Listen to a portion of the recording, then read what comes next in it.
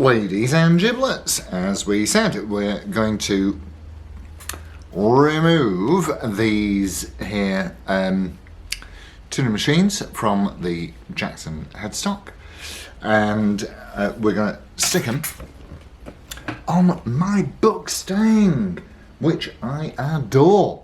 So let's do that. Now, just before we do that, what I do need to explain to you is that the holes are too small. This is equipped with these horrid bullet style tuners, and they do their job, you know, to a degree, but they're just not very good. So we're going to have to make some bigger holes, and then I'll show you in the best way that I can how to line them up and stick them on. It's not a daunting job, not by any stretch. If you're any good at any, if you can build an MFI wardrobe or something from IKEA, you'll be fine. Right, let's see what's going on. So first thing is to de-string. Okay, strings off. Next up, unsurprisingly, is to remove these tuners. Pretty straightforward, I should say. As you can see, I've removed the first one, and all it is, I mean, you know, they're all probably slightly different, but yeah, basically with these, there's two screws that are diametrically opposed, and you whiz those, out, and the machine pops straight out. And then what you are left with here is the bushes. Now, of course, these have bushings too, but they're totally different. So if I take that off, as you can see here, I think that, you know, that isn't happening. So now to remove the bushings, there's there's probably a variety of ways that you can do it. You can get a drift that's the correct size, or, you know, I don't know, an Allen key or something, but all I'm going to do is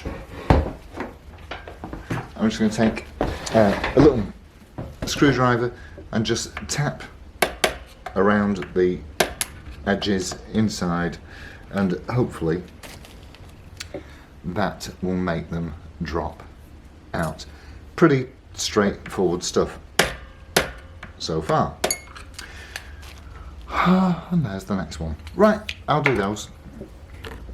You've seen me use this before. Micrometers are terribly useful, and they are not expensive. 5 is to your door. The other thing that is useful for this kind of job when you're going to widen out a hole is a tapered reamer.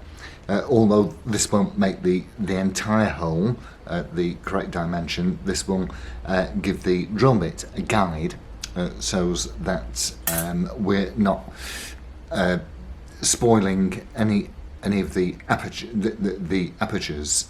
So we've measured the inside of the hole, which is 7.6, and we need 10 mils, which is pretty much a standard size. So what will happen is that the reamer goes in here. In fact, what I really should do is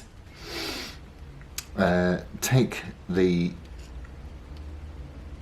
tapered reamer. This goes up to about 12.5 mil, I think, something like that.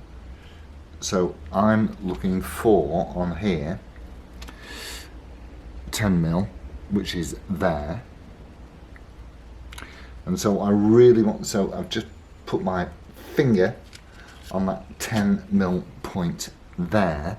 What I'm going to do is wrap a little bit of painter's tape around there so that I don't go too far. In fact, I might even just come in just a fraction, so that obviously I don't make too big an hole. We don't want that. So we have painter's tape around there to make sure I don't go too far, and that will act as a guide for how far I'm going to go in. So I've just measured the interior of this aperture, and we are currently at 9.2. So I've just got a little further to go, and it's, you know, it's easy, but it's boring. And then once I've got that to the correct size, so we've moved it up a, you know, couple of mils already. We're now getting quite close to the painter's tape, so I will be measuring frequently to make sure that I don't go too far. Look.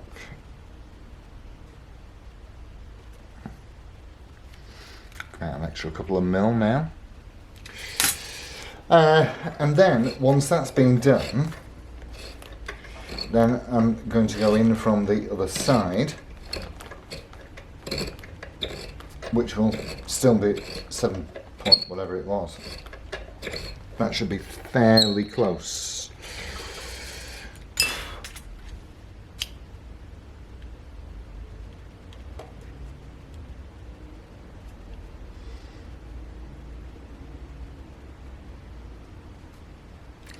So we're on 9.6 now.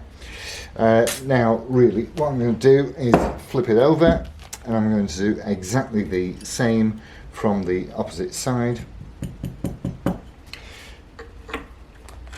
And then, of course, what I will do is finish out the... Now, you don't need a tapered arena, and these can, of course, be bought from the internet for around the £5 mark, to your door, by the way. And it does make life easier. What you can do is you can take your 10mm drill bit and put it in reverse, and that will eliminate, and quite frankly, it's a chance that I wouldn't especially want to take, especially not for a few quid.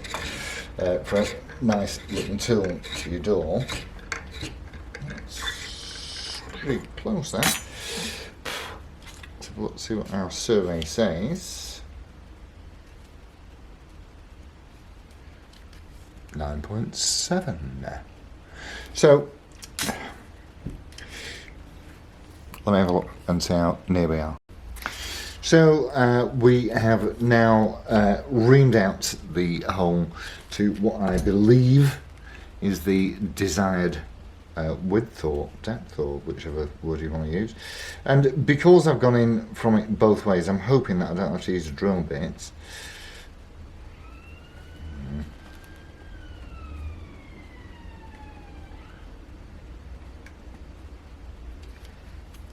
Survey says 9.9, and I think that that will do. So let's have a look.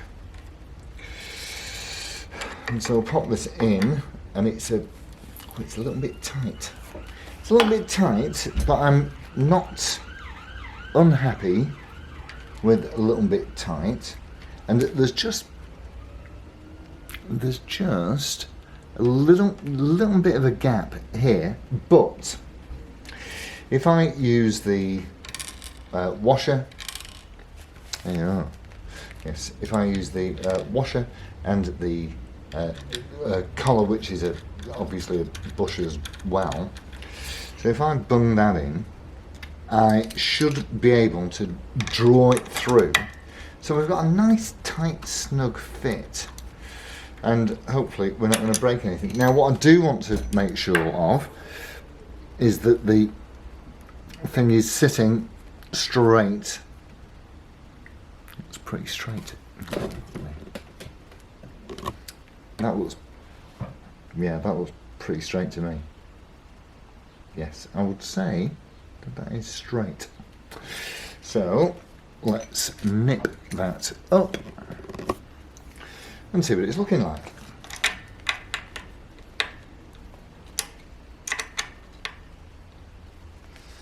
Now that is, I can feel that that's absolutely fine. Snap!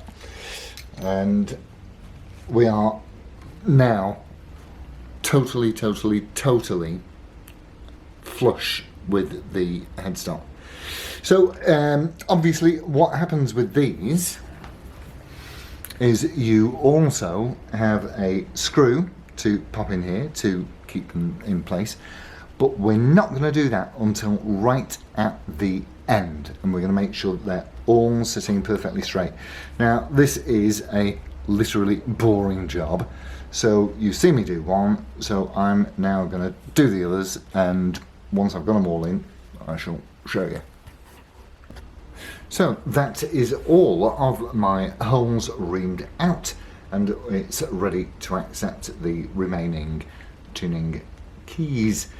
You may notice that I have in fact left the locating screws in the neck of the Jackson headstock there, because to be absolutely honest with you, if there was some kind of world championship of losing stuff, then I would hold the world title. Absolutely no doubt about that. Right, so let's get the rest of the keys in and have a look at what we've got then. Okay, so what we've done now is now I've got all the keys sat in line, and what I've done is I've used a straight edge to make sure they're all sitting squarely. Actually, that one's just slightly off. No, that's it. That's okay. So if you have a look from the back, we're all square there, and also from the front that all looks pretty tidy to me. So now the remaining thing to do is, well actually there's probably two things. We'll get all of the little screws in from here. We'll take those out and put them in here. I'll probably have to drill. You see, I can just see the screw holes actually, mostly. I might have to make the odd pilot hole, but I think that probably only one or two, and so I'll get those in. And the other little thing that I'm going to do is, well, I'll show you in a moment. Okay, so that's all of the machines in place. I'm very happy with that result. They're all nice and square, all nice and straight, but of course we've lined them up with a straight edge to make sure that everything is, oh, damn it, to make sure that everything is all in a perfect line. Now, the only thing left here is, and quite frankly, I'm not really that bothered about it, but as you will see, I have here a cocktail stick. In fact, I have several. So what I'm going to do is I'm going to square that off. I'm going to pop it in the hole there. Well, actually, I might not square it off. Let's put the pointy bit in, see what happens. No, too pointy.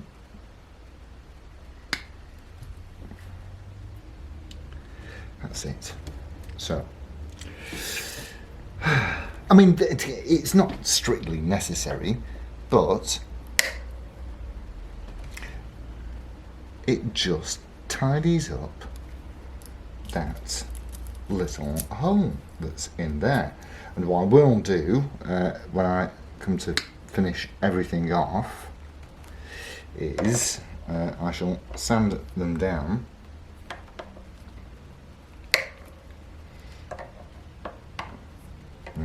I'll work that out in a bit. I'll sand them down, and then it's filled in all those little holes there. What's going to use? Scissors, perhaps. Stanley knife would probably be better. So anyway, we'll get that sorted out, and then it's time for a restring. Hey. So here we go. We've got the Buckstang, all new tunedly up, and I'm rather happy with the way that has turned out. They're all nicely in line, and as you can see, I've filled in the little holes with bits of cocktail stick. There is one other thing that I have a gripe with about this, and it's been like this since I bought it, I don't know, about a year or so ago, is that I've got a floppy wang bar. So if you have it fully tight, it's in the wrong position, and if you have it where you want it, it'll just flop back down again. That's where I want it, and it just, you know. So there's a couple of things that you can do with that. You can wrap a bit of tape around it, and that'll probably do the trick for a while, intermittently, or you can springs. So if I look in my little springs compartment, what I've got here is a bunch of fender springs. So theoretically they should be okay. So let's pop one of those in and see if that works. So there's the little chap that's going to go in. So I'll drop that into the slot, and we'll put the wang bar back in, and actually that doesn't help. Oh right, okay, so let's have a look, see if we've got a bigger spring. That's what I'm saying. Or I could, sugar. Or I could probably drop 2 in, but I don't think that would give me the. That one's a bit bigger. Should we try that? 2 ounces. Stick that in there. And tighten that up. Oh, hello. Oh.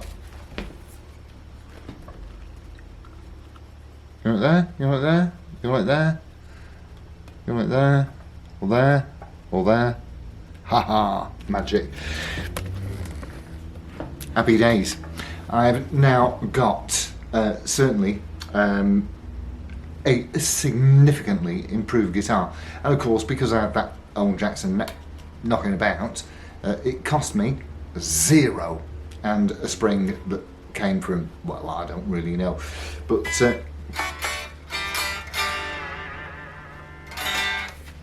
lovely stuff. Right, I'll see you at the weekend. Have a lovely rest of the week, and it's adios amigos. Ta-ra.